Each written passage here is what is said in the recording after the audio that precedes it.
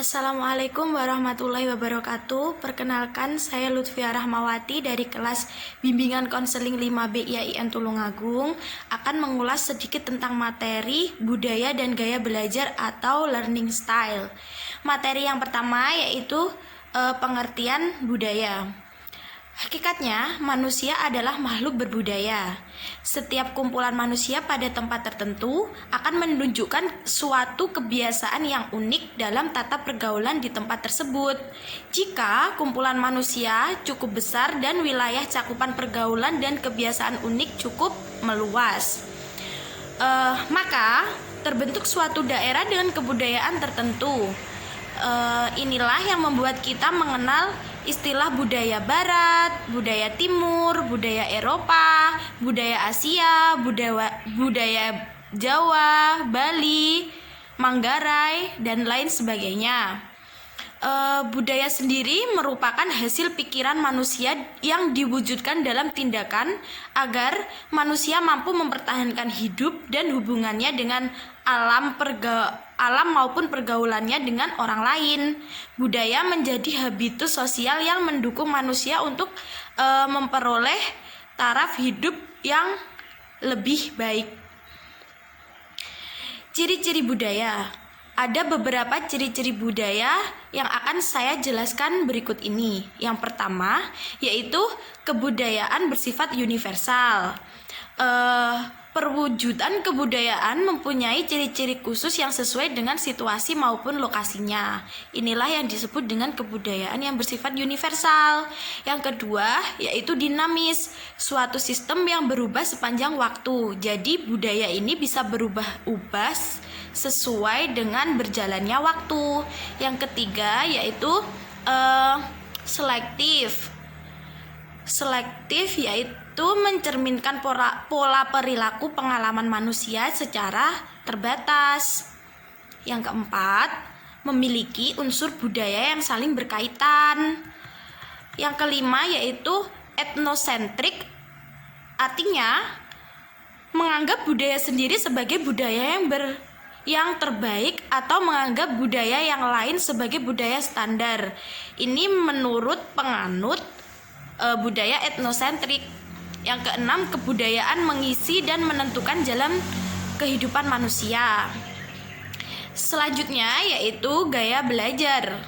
Gaya belajar atau learning style adalah suatu karakteristik kognitif, efektif, dan perilaku psikomotoris sebagai indikator yang bertindak yang relatif stabil untuk belajar, merasa saling berhubungan, dan bereaksi terhadap lingkungan belajarnya tersebut.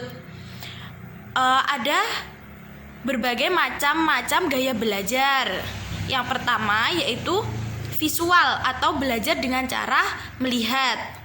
Bagi siswa yang bergaya belajar visual, yang memegang peranan penting adalah mata atau penglihatannya atau yang biasa disebut dengan visual. Dalam hal ini, metode pengajaran yang digunakan guru sebaiknya lebih banyak atau dititik beratkan pada peragaan atau media. Ajakan mereka ke objek-objek yang berkaitan dengan pelajaran tersebut atau dengan cara menunjukkan alat peraganya langsung pada siswa atau menggambarkannya di papan tulis. Anak yang mempunyai gaya belajar visual harus melihat bahasa tubuh dan ekspresi muka gurunya untuk mengerti materi pelajaran. Mereka cenderung untuk duduk di depan agar dapat melihat dengan jelas. Mereka berpikir menggunakan gambar-gambar di otak mereka dan belajar lebih cepat dengan menggunakan tampilan-tampilan visual seperti diagram, buku pelajaran yang banyak menggunakan gambar dan video. Di dalam kelas, anak visual lebih suka mencatat sampai detail-detailnya untuk mendapatkan informasi yang ia perlukan seputar pelajaran tersebut. Yang kedua yaitu Auditory atau belajar dengan cara mendengarkan. Siswa yang bertipe auditory mengandalkan kesuksesan belajarnya melalui telinga atau alat pendengarannya. Untuk itu, maka guru sebaiknya harus memperhatikan siswanya hingga ke alat pendengarannya.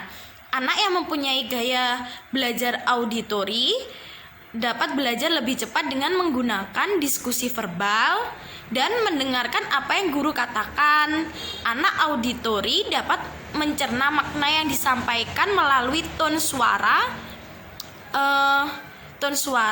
pitch atau tinggi rendahnya, kecepatan berbicara, dan hal-hal auditory lainnya. Informasi tertulis terkadang mempunyai makna yang minim. Bagi anak auditory mendengarkannya, anak-anak seperti ini biasanya dapat menghafal lebih cepat dengan membaca teks dengan keras dan mendengarkan kaset. Yang ketiga yaitu kinestetik atau belajar dengan cara bergerak, bekerja, dan menyentuh. Anak yang mempunyai gaya belajar kinestetik, belajar melalui bergerak, menyentuh, dan melakukan. Anak seperti ini sulit untuk duduk diam berjam-jam. Anak-anak tersebut cenderung lebih aktif bergerak karena keinginan mereka untuk beraktivitas dan eksplorasi sangat kuat. Siswa yang bergaya belajar ini belajarnya melalui gerak atau sentuhan. Materi selanjutnya yaitu hubungan budaya dan gaya belajar. Hubungan antara budaya dan pendidikan begitu sangat erat. Perkembangan peradaban manusia mulai dari zaman prasejarah hingga zaman modern ini tidak terlepas dari perkembangan pendidikan. Dengan didikan primitif, manusia pada zaman batu mempertahankan kebiasaan berburu, meramu makanan, menggunakan senjata canggih berupa batu yang dipertajam. Kecanggihan pada saat itu sebatas menggunakan benda-benda alam dengan taraf manipulasi yang sangat sedikit atau minim. Hal itu sesuai level pendidikan manusia pada saat itu, di mana mereka hanya belajar meniru kebiasaan seseorang yang dianggapnya sudah senior.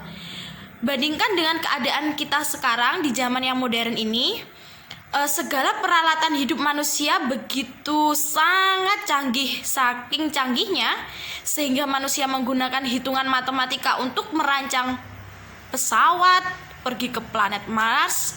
Setelah ribuan tahun manusia hidup dalam lingkungan budayanya, menghasilkan ribuan generasi baru dari zaman ke zaman, maka muncullah teknologi yang sangat canggih yang mengubah total gaya hidup manusia.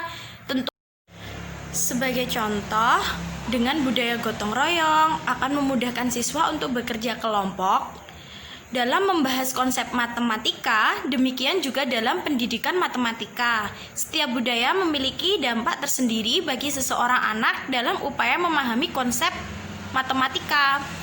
Tidak bisa disangkal bahwa aktivitas sehari-hari akan mempengaruhi kemampuan belajar matematika seseorang anak. Secara sederhana, kita dapat menganggap bahwa anak yang dibesarkan dalam keluarga dengan seiring diberi kesempatan untuk melakukan eksperimen sederhana berkaitan dengan kejadian matematika, tentu akan lebih akrab dan mudah memahami konsep matematika tersebut. Dari situ muncullah pertanyaan kebiasaan atau budaya apa saja dan yang bagaimana saja yang dapat membantu seorang anak mudah membangun pemahaman dalam mempelajari konsep matematika. Dewasa ini secara umum kelompok para peneliti menyetujui bahwa pengetahuan diperoleh individu sebagai hasil dari pengalaman mereka sendiri. Pengalaman timbul sebagai akibat dari aktivitas, bahkan sebagai pengamat dalam konteks budaya. Seorang ahli, Van Oors, menyajikan gambaran-gambaran budaya sejarah matematika sebagai jawaban atas pencarian seseorang manusia aktif yang bertanam dalam sejarah aktivitas manusia. Dalam cakupan budaya yang luas, di luar sekolah, ada beberapa bukti bahwa aktivitas matematika, cara matematika digunakan dan dialami dan orang-orang yang menggunakannya berubah. Di masa lalu, matematika umumnya digunakan oleh elit untuk membantu dalam pemahaman tentang lingkungan. Fisik sekarang ini, matematika telah digunakan untuk menafsirkan penjelasan dan mendefinisikan lingkungan sosial. Demikianlah ulasan materi yang dapat saya sampaikan. Ada kurang lebihnya mohon maaf yang sebesar-besarnya. Akhirul kalam, assalamualaikum warahmatullahi wabarakatuh.